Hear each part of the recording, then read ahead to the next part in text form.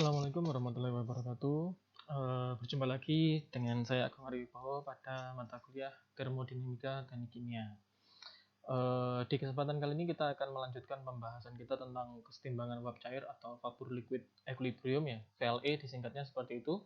Nah, bahasan kita kali ini itu adalah penyimpangan terhadap hukum Raoult. Kalau yang pertama kemarin kita sudah membahas sedikit tentang persamaan yang kita pakai untuk melakukan perhitungan di VLE ya, yaitu kita mengacu pada persamaan hukum Raoult.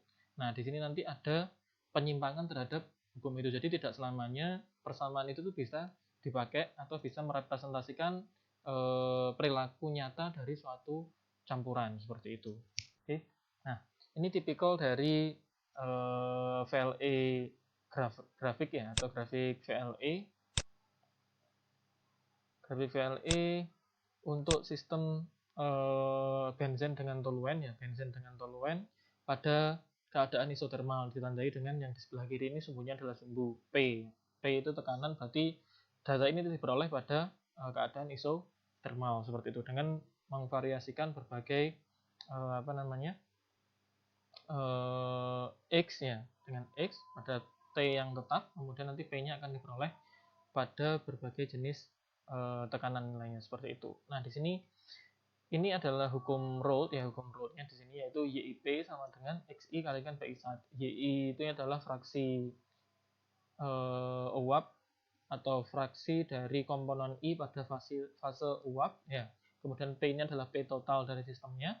XI ini adalah fraksi komponen pada fase liquid dan PI1 ini adalah tekanan uap jenuh dari komponen tersebut. Nah, ini adalah hukum Raoult sederhana ya. Hukum sederhananya seperti ini. YIP sama dengan XI kalikan PI1. Yang perlu kita ingat kemarin, hukum Raoult itu mengambil beberapa asumsi ya. Yang pertama, larutannya ideal dan gasnya juga diasumsikan sebagai gas ideal. Selain itu, ini larutan ideal atau gas ideal itu dipengaruhi oleh, misalkan contohnya itu zatnya itu ukurannya sama, ukuran molekulnya sama ya, rumus kimianya hampir mirip, kemudian ukuran molekulnya sama, rumus kimianya hampir mirip, terus nilai interaksi antara zatnya, antara satu zat ya yang sama komponennya dengan zat lain yang komponennya beda itu dianggap sama seperti itu. Itu adalah asumsi yang diambil di hukum Raoult. Sehingga apa? Sehingga nanti semua yang ada di situ itu menjadi suatu sistem yang ideal seperti itu. Nah, ini kalau kita plot ya, terutama kita perhatikan di fase liquidnya ini ya, Px ini, untuk kurva Px ini fase liquidnya. Ini kalau kita perhatikan, kalau kita plot ya, dia merupakan garis lurus seperti ini. Oke, garis lurus.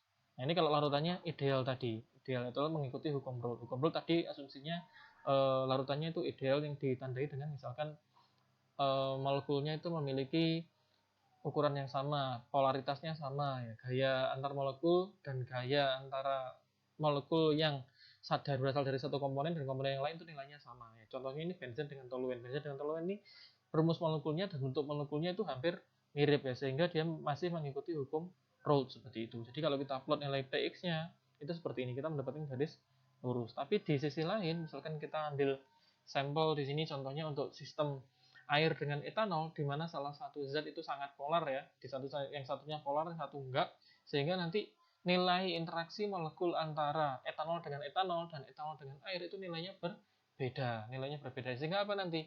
Dia tidak akan mengikuti hukum Raoult lagi. Contohnya seperti ini. Ini kalau nilai Px-nya ya secara real, kalau diplot itu garisnya melengkung seperti ini, nilai Px-nya. Padahal tadi kalau kita ngomong di yang pertama tadi kan Px-nya nilainya lurus ini ya, garisnya garis lurus ini.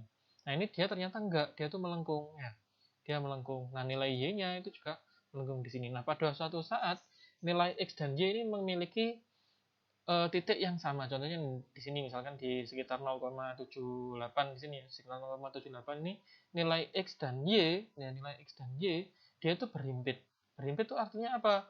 Dew point sama bubble point-nya itu nilainya sama. Nah, kalau nilainya sama berarti dia tidak berada pada kondisi di mana konsentrasi fase uap dan fase liquidnya berbeda. Nah, kondisi ini disebut sebagai kondisi azeotrop. Nah, kondisi azeotrop ini kalau kita pengertiannya secara mudah itu adalah liquid yang diuapkan ya.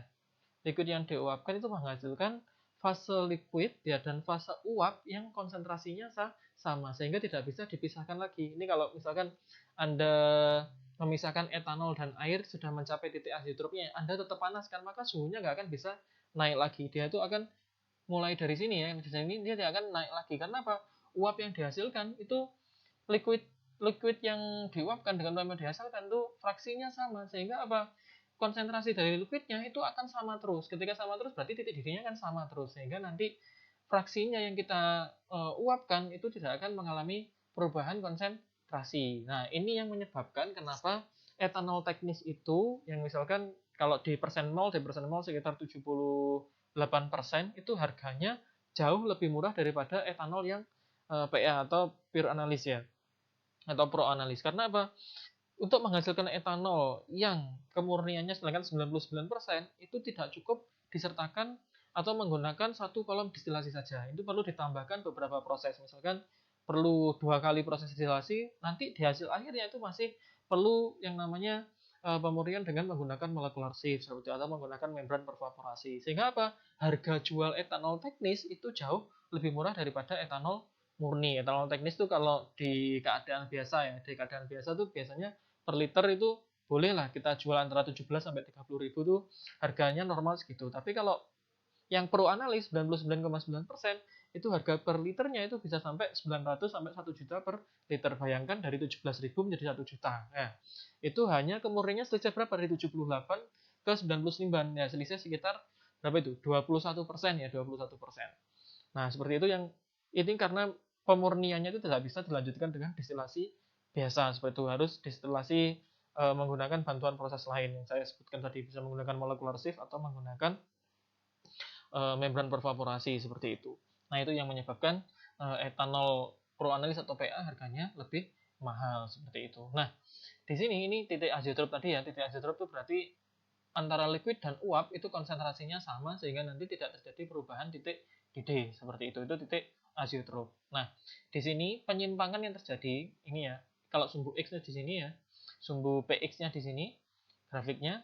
Nah, ini kalau larutannya ideal, kalau nggak ideal itu melengkung seperti ini. Sehingga apa? Antara hukum Raoult di sini yang garis lurus ini dengan keadaan realnya itu berbeda. Ya, disebut sebagai penyimpangan terhadap hukum Raoult. Karena tadi hukum Raoult mengasumsikan larutannya adalah larutan ideal. Tapi pada kenyataannya air dengan etanol karena salah satu sifatnya sangat polar, maka larutannya menjadi larutan non ideal seperti itu, sehingga hukum Raoult itu tidak berlaku pada campuran etanol dengan air seperti itu. Oke. Nah, ini tadi itu kalau grafik PXY-nya ya. Kalau kita plot antara X dengan Y, kita mendapatkan grafik seperti ini ya. Grafik seperti ini. Ini harusnya kalau larutan ideal itu dia melengkung gini, seret dari atas ini ya.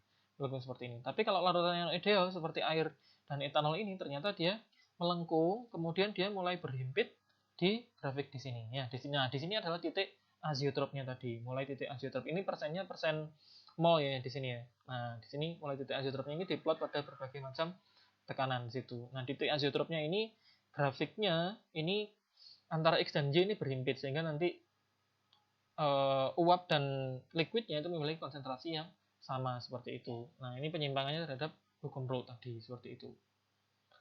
Nah, mungkin sekian dulu ya untuk saya penjelasan singkat dari penyimpangan hukum Raoult. Nanti setelah ini kita akan lanjutkan di aplikasi dari VLE tersebut pada industri, terutama pada proses yang melibatkan flash calculation seperti itu. Oke, assalamualaikum warahmatullahi wabarakatuh.